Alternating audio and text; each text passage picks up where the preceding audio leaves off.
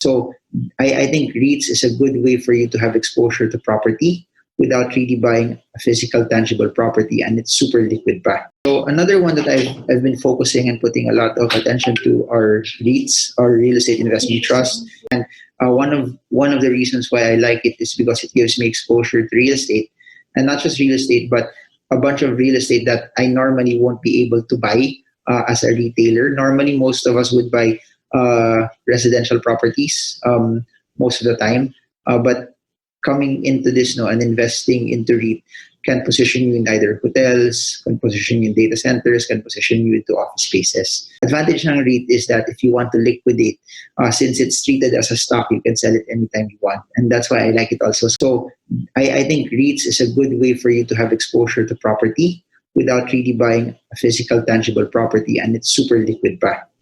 So yun, it's passive because again, pag nag-property kayo, you own your condo, you own a farm lot, you own an apartment, you own a house, and then you want to lease it.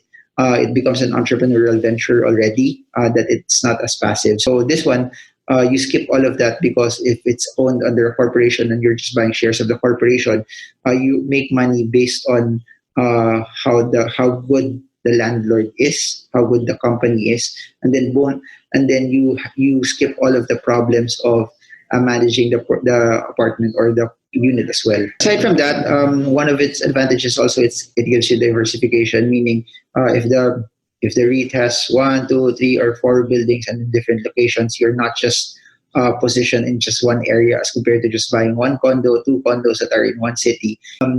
Please do note that the whole context of you buying REITs is not really for capital appreciation, but for the dividends that you get from it.